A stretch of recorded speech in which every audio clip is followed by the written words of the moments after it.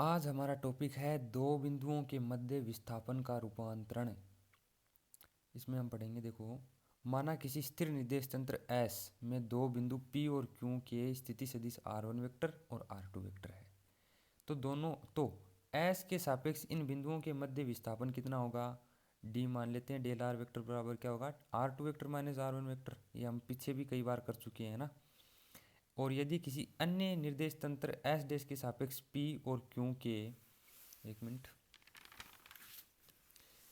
स्थिति सदिश S dash निर्देश तंत्र के सापेक्ष पी और क्यू के स्थिति सदिश क्या है? R1 डैश वेक्टर और R2 डैश वेक्टर।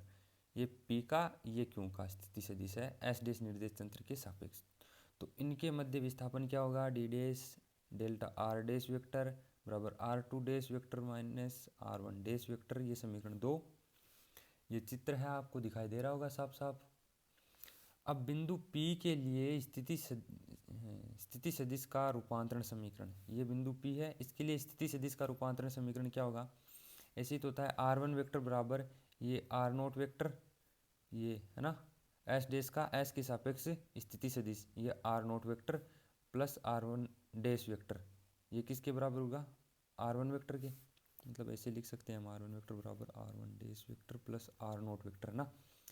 अब हम क्या करेंगे, ये लिख दिया, ठीक है। बिंदु क्यू के लिए इसी प्रकार से स्थिति सदिश क्या होगा? R2 वेक्टर बराबर क्या होगा? R0 vector plus R2 dash vector, है ना। ये समीकरण 4 हो गया। अब समीकरण 3 और 4 को समीकरण 1 में रख देते हैं। समीकरण 1 क्या था? D बराबर R2 vector minus R1 vector, या D, हाँ D है ना। तो R2 वेक्टर का मान समीकरण 4 में, हमारे पास R1 वेक्टर का समीकरण 3 में है। ये दोनों मान रखे तो हमारे पास में आ गया D बराबर D डैश। इससे क्या होता है कि विस्थापन के लिए रूपांतरण समीकरण, ये है विस्थापन के लिए रूपांतरण समीकरण। अब ये समीकरण आया तो इससे क्या निष्कर्ष निकला? अतः गैलीलियन रूपांतरण में दो बिंदुओं के मध्य विस्थापन सदिश, दो बिंदुओं के मध्य विस्थापन सदिश अचर रहता है, यानी कि दोनों निर्देश तंत्र स्थिर हैं, इनके मध्य में कोई अपेक्षित गति नहीं है। तो ये रूपांतरण समीकरण समय पर आश्रित नहीं होगा, समय अनाश्रित होगा, ठीक है। तो इसे विस्थापन के लिए गैलीलियन निश्चितांक या फिर गैलीलियन का निश्चितता नियम भी कहते हैं विस्थापन के लिए, ठीक है। अब हम पढ़ेंगे वेग का रूपांतरण। यदि कण P निर्देश तंत्र के सापेक्ष गतिशील है तो उसका वेग S निर्देश तंत्र के सापेक्ष v और S डैश के सापेक्ष हम v डैश मान लेते हैं, ठीक है। तो P के स्थिति सदिश का रूपांतरण समीकरण क्या होगा? R डैश वेक्टर बराबर R vector minus v note vector. ये P के स्थिति सदिश का रूपांतरण समीकरण है। R नोट वेक्टर है, ये मैंने कुछ गलत बोल दिया तो सॉरी। इसे R नोट वेक्टर है ना, R डैश वेक्टर बराबर R vector minus R note vector. ये S डैश निर्देश तंत्र के सापेक्ष P का स्थिति सदिश का रूपांतरण समीकरण है। अब इसका हम T के सापेक्ष अवकलन कर देते हैं। अब ये अगला पेज है, इसमें देखो हमने क्या कहा था कि ये जो समीकरण हमारे पास में प्राप्त हुआ था उसका अवकलन किया है हमें। तो ये स्थिति का अवकलन करते हैं तो हमारे पास वेग आ गया, ठीक है। तो v नोट वेक्टर निर्देश तंत्र S डैश का S के सापेक्ष वेग है जो नियत रहेगा, क्योंकि दोनों निर्देश तंत्र हैं वो स्थिर है। स्थिर है तो वेग क्या रहेगा? नियत रहेगा। अब समीकरण 2 ही वेग का गैलीलियन रूपांतरण समीकरण कहलाता है। अब हम पढ़ेंगे त्वरण का रूपांतरण। यदि वेग रूपांतरण समीकरण को t के सापेक्ष अवकलन कर दिया जाता है तो हमारे पास में अवकलन करने पर a डैश बराबर a वेक्टर प्राप्त हो जाएगा, क्योंकि ये तो है नियतांक, नियतांक का अवकलन होता है 0, और इसका अवकलन हो गया a वेक्टर, इसका होगा a dash vector. a dash vector और a वेक्टर S डैश निर्देश तंत्र के सापेक्ष और S निर्देश तंत्र के सापेक्ष P कण का त्वरण कहलाता है। और समीकरण 3 ही त्वरण का गैलीलियन रूपांतरण समीकरण है। इस समीकरण 3 से ये चीज़ स्पष्ट है कि यदि कण P पर कोई बाह्य बल नहीं कार्य कर रहा है तो दोनों निर्देश तंत्रों में त्वरण क्या होगा? 0 होगा।